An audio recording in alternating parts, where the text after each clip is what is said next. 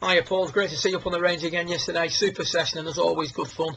Let's just recap on the session that we did. We can see here on the top left and bottom left that overall your swing has improved dramatically over the past few weeks. You're certainly getting much more solid contact and you're certainly producing more of the shape of shot you would like to produce, the right to left shot, more consistently with much less hand action coming through the hitting area. That's the key aspect we've got here. Much less of a flip as we come through. We've got a set up there from face on that has the weight a little bit too much on the left. I'd start balancing that out now as per our discussions yesterday.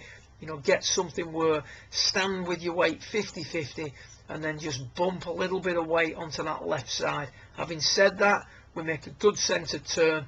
Just on occasion we get out in front of it a little bit too much and get that push out to the right or too much of a draw. But much better work in regards to the overall movement that you make from face on.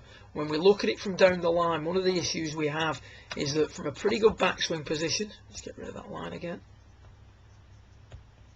What we're going to start to do is in the early part of your downswing, we're going to start to drift away from that yellow line. So that means that the flexion that we had at address forwards towards the ball is maintained on the way back but then lost on the way down. We can see there now that we're not flexed forward, we're extending or standing up too early.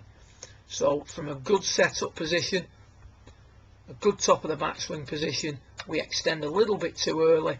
As the spine straightens up, the shaft drops in behind you, the club face rolls open, and we've now made it very easy to hit too much from the inside with a handle that's very high, and as a result that increases the rate of closure on the club face.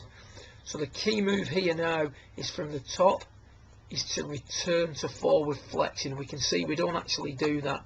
So the spine angle here, or the inclination to the ground at that point should I say, is different to what it was at address and at the top of the backswing. We've extended too early. Hips come in, head drifts away from the wall. What we've got here is two situations that you can use. One when hitting shots with myself and the other when at home practicing this. With the head against the wall, you can see there to keep the head on the wall, we've got to turn left tilt and stand up at the correct rate. Now as we start down, the first move, and this is the move you need to work on, from the top of the backswing to just before impact, we're returning back into the forward flexion that we have at address. You can see there above, it's the same sort of position. So that's the only time in your swing that your spine is in the same angle that it was at address, and that's the key aspect. We've got to move back into forward flexion so that we can extend, turn and right tilt at the correct rate on the way through.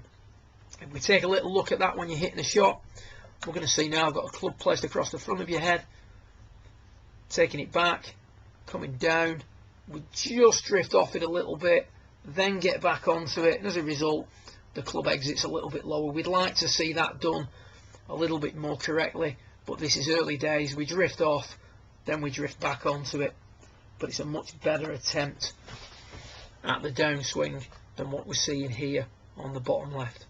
So your ability to turn back into forward flexion from the top of the backswing to just before impact is critical. So this move here, that gets the arms back out in front of us, gets the club back out in front of us with some better loft on it, and allows us to hit that draw shot with a little bit more control. Good luck with it, and I look forward to speaking with you again in the coming weeks. Well done.